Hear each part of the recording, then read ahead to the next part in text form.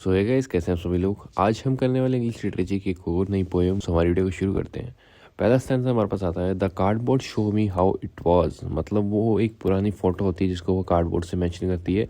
वो मुझे दिखाती है कि पहले चीज़ें उसके साथ में कैसी थी अभी के मुकाबले। When the two girls cousin went paddling. जब दो लड़कियां कज़न से उसका मतलब होता है माँ और उसकी कज़न जो होती है, समुद्र के किनारे पानी में खेल रही थी। Each one holding one of my mother's hand. दोनों लड़कियों ने मेरी माँ के दोनों हाथ पकड़ कर चल रही थी। उन्होंने दोनों ने अपनी माँ के हाथ पकड़े हुए थे। And she the big girl some 12 year or so. उसकी माँ उनसे बड़ी थी, लगभग वो 12 साल की थी। और दूसरी वाली की एज भी इसमें बताई नहीं है। वो बता रही थी कि वो लगभग 12 साल की थी। All three stood still to smile through their hair. तीनों लड़कियां रुक कर फोटो के लिए मुस्कुरा रही थी, हंस रही थी। उनके बाल हवा में उड़ रहे थे क्योंकि वो बीच पे खड़े थे, सी पे खड़े थे। बहुत तेज हवा चल रही थी जिसके कारण उनके जो बाल थे वो उड़े जा रहे थे लगातार। At the uncle with the camera.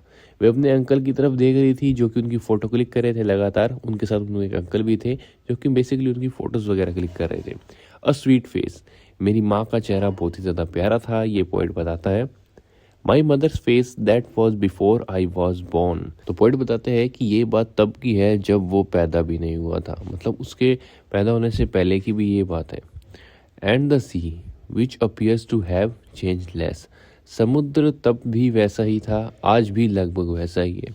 क्योंकि सी एक नेचुरल थिंग है, बहुत ही कम बदलता है। आप जब भी बीच पर गए होगे, भले आज गए हो या आज से 5 साल पहले गए होगे, आपने बहुत ही कम चेंजेस बीचेस के अंदर देखे होंगे।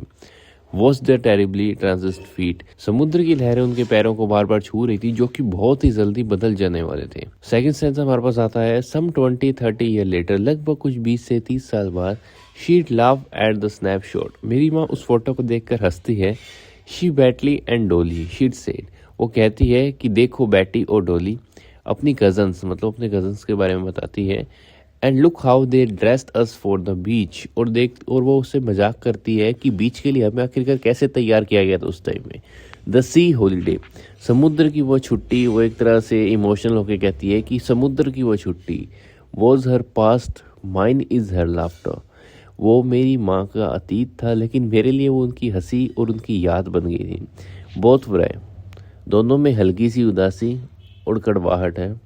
With the labour is of loss. वह उदासी उस दर्द से आती है जो किसी अपने को खोने से होता है। इसमें इमोशनली उसकी जैसे माँ बताती है कि शायद अब उसके साथ में नहीं है या उससे दूर है, या हो सकता है दुनिया में नहीं है। इसलिए वो बताती है कि वो थोड़ा सा हल्का सा दर्द उसके मन में महसूस हुआ वो फोटो को देखने के बाद। थर्ड स्टैंडर्ड हमारे पास आता है, now she is been dead nearly as many years.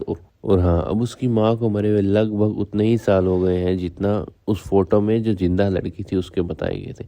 As the girl live. जितने साल वो लड़की फोटो में जीवित थी। And of the circumstance. इस स्थिति के बारे में, इस टाइम के बारे में, देयर इज नथिंग टू से एट ऑल।